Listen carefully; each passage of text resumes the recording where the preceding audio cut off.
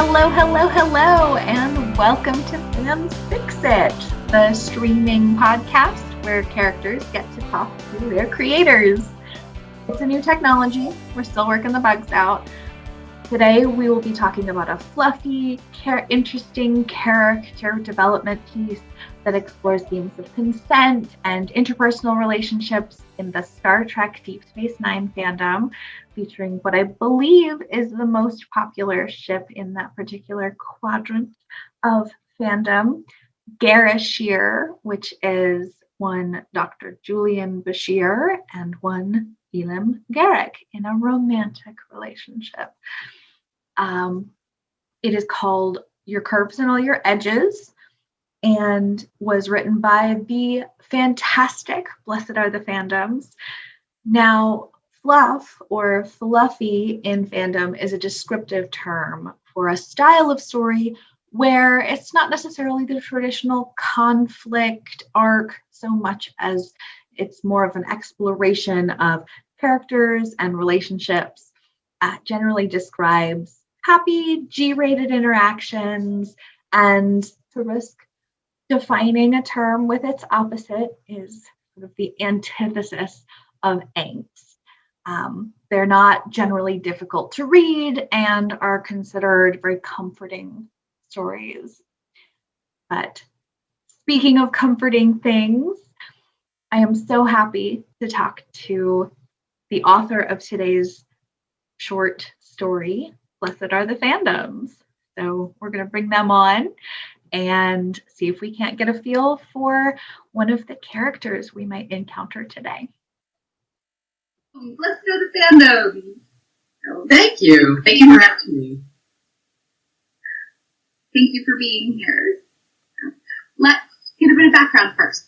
How long have you been writing in fandoms generally and in this Star Trek fandom specifically? So they're one and the same because Garak was my gateway ship. Ship meaning relationship for those who haven't heard that term before. And also that. So I started writing about a year and a half ago, summers ago. And my first story was Garak, and in point of fact, quite a few of my stories are Garak, and I've recently started to branch out to a couple of other fandoms, but my home is always with Garak and Bashir. What other fandoms have you been working on? So I have 3 works, I think, in one of the other Star Treks, Star Trek Enterprise, with the relationship of Malcolm Reed and Charles Tucker. And I am currently working on a couple of fan fictions that are the ship called Kira Dax, which is Kira Nerys and, for me, Jadzia Dax. And I have one from the Good Omens universe with Aziraphale and Crowley. And I think there will be a Lord of the Rings one. There are so many in my work in progress folder. It's very unfortunate some days that I have a day job. So anyway, so those, like, Star Trek and Good Omens and Lord of the Rings, that's where I make my home. Awesome. So did you do a lot of writing before you began to participate in fandom through writing? I've been writing poetry for about 25 years. Some of it's good now, which is nice. I have also written prose, and there have been some novel attempts, and one kind of finished novel, and that just never went anywhere. And then I decided to start writing fan fiction after I'd read an awful lot of it, and was like, hey, I should do that. So it looks like we entered the parameters for Your Curves and All Your Edges into the character development before the show started, and it looks like it's fully turned now. So let's open it up, and I believe, yep, is it working? Yeah, it looks like we'll be getting Dr. Julian Bashir today. So let's bring in the doctor. Hello, Doctor. Yes, wonderful to see you. Welcome, welcome, welcome. Thank you. I'm delighted to be here. Hope you're excited for the opportunity to talk to your author today. Yes, I'm looking forward to it. Prepared a list of questions. I hope you don't mind. Of course you did. Well, I will let you two get to it with no further ado. And I will pop back in. And let you know when your time is getting short. The first thing I wanted to ask, I'm not generally known as a creative type, but I am a problem solver. I was curious about your creative process as an author and how you tackle problems along the way. Is it a collaborative effort? It isn't usually collaborative, no. I don't tend to have beta readers, and I don't often ask folks to help me untangle things. I'll go and read other people's works so that I can, and rewatch the show as well, so that I can say, oh, that's what I'm missing, or that's what I didn't think to add.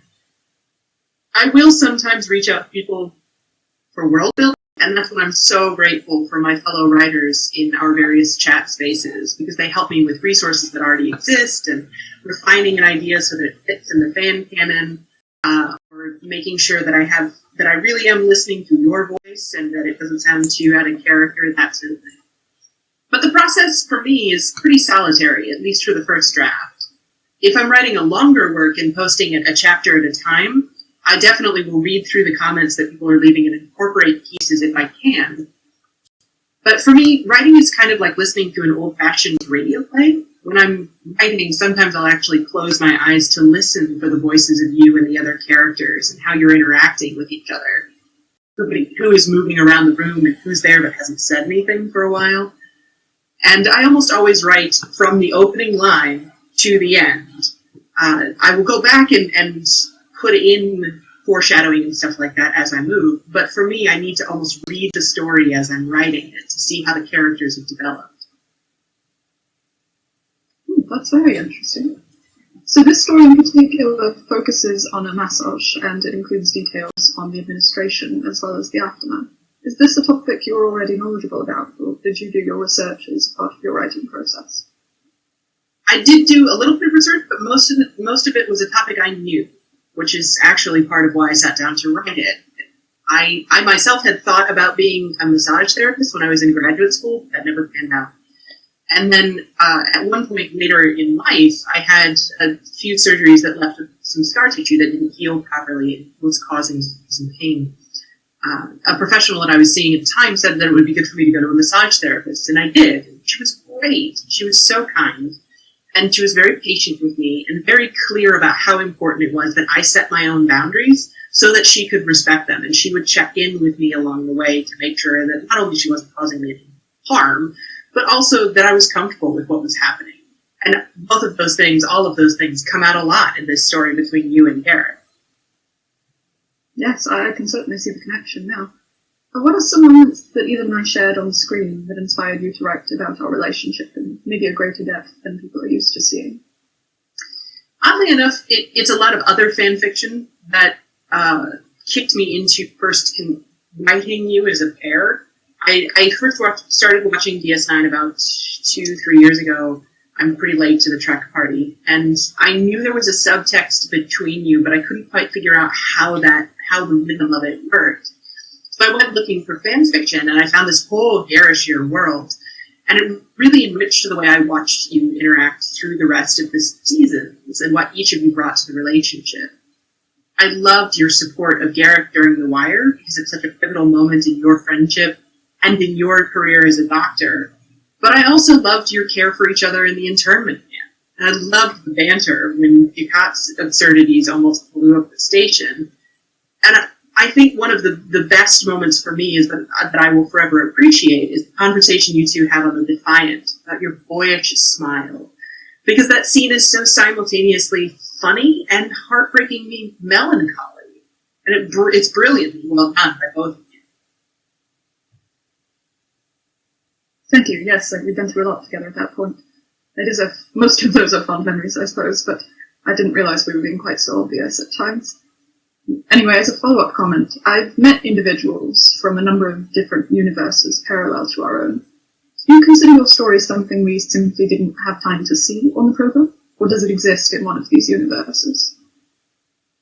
I imagine this would be in a very close parallel universe, where with a point of change that I think it's in the background when you go through the Dominion simulation in the beginning of season 3, in which you're tricked into thinking that Garak is dead. And having a friend die throws an incredibly harsh light onto what the relationship was and what it could have been. And I think you would have been shaken enough by that to at least say something to Garak, whether or not that became a full-fledged relationship. I see. So that's the point of divergence for you then. And the central theme of this piece, as far as I'm concerned, was consent, how it builds over the course of the encounter, how important it is to get repetition. It's something I make a point to practice, both professionally as well as romantically, and it's something Elam and I have complicated past relationships with, as I'm sure you're aware. I wanted to commend you for the time and attention you devote to it in this story. My primary media for entertainment is holo-city programs, where, sadly enough, consent seems to be a foregone conclusion. Is it something important to you personally, and do you feel it's something other forms of media tend to gloss over? Consent is actually a huge part of all of my works, which I didn't intend to do, but became a recurring theme as I kept writing. And I think we here in the 21st century are starting to do a better job of recognizing the glaring moments of consent, like when initiating sex, but we're terrible at all the things that lead up to it, in our media, in our conversations, in our education. So things like physical contact, emotional requirements, relationship definitions, all need explicit consent, and that's often awkward and uncomfortable because it's very detail-oriented and not especially flirty, but it usually gets swept under the rug in favor of not breaking the mood. Oh, I see. Well, I quite like detail, and I can tell you I've been to the 21st century, and I'm hoping that some progress is still being made. I think we are starting to have the conversation a little bit more deliberately, but we have a lot more work to do on normalizing things, like checking in with whether somebody has the emotional capacity to do something like listen to a rant or level up the intimacy in the relationship. And it's a lot less awkward to break the mood for a second, to be able to say, hey, are we on the same page, than it is to get somewhere down the line and have somebody say, I didn't want to be in this place. Absolutely. Well, thank you for the work you're doing with that. The final thing I wanted to touch on, I heard that you've just finished another piece, and it's a direct continuation of another fan's work. How did that feel? Was it much different than watching original media and creating the story? It wasn't necessarily. So that's Starry Starry Night, which is the longest thing that I've ever written, and it is an honest-to-Pete novel, which is flabbergasting to me. It's a sequel to Cerelia J's Dawn, which is only about 3,000 words, but ends really ambiguously, so I said, no, we can't leave it here. If you're not going to write this, then please let me, and thankfully Cerelia J said, yeah, go for it. But this book that I ended up writing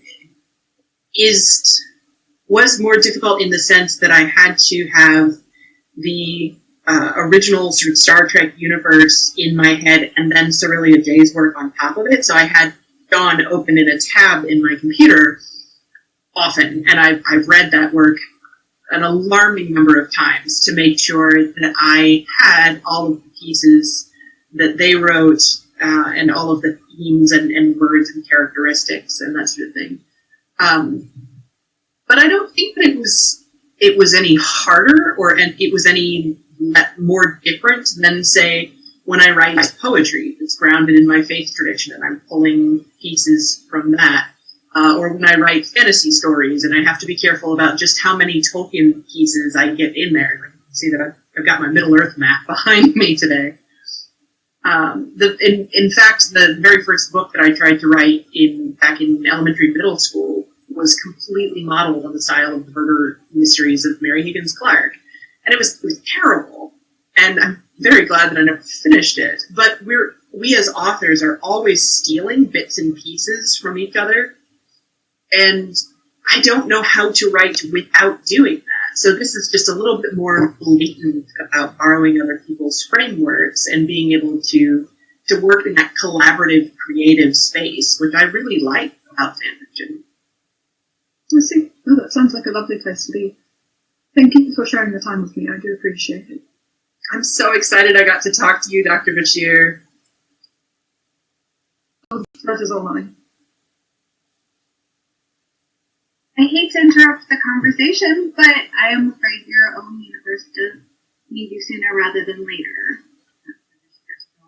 Do you have any closing comments or last questions for your author? No, I understand. Thank you for listening to me for this time. Maybe next time we'll bring Garak along and we can pick his brain for a bit. I love that. Blessed are the Fandoms, thank you so much for volunteering to speak with one of your own characters. I know that idea can be a bit intimidating, but we so appreciate your being here. Thank you for having me. It's nice to be able to tell them at some point this is what I mean, because I spend an awful lot of my writing saying, no, but I wanted you to go this direction.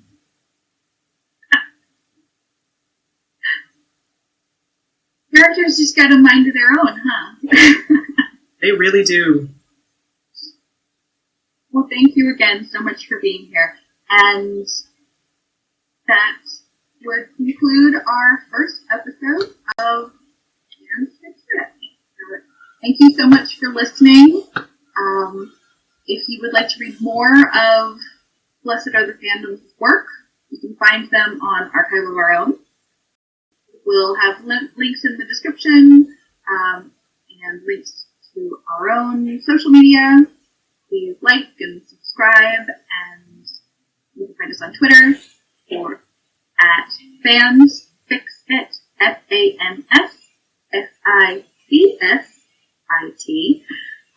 on Anchor, on YouTube, and come back to see yet another version of a beloved character from fanfiction, given the opportunity to speak to their author or creator in person.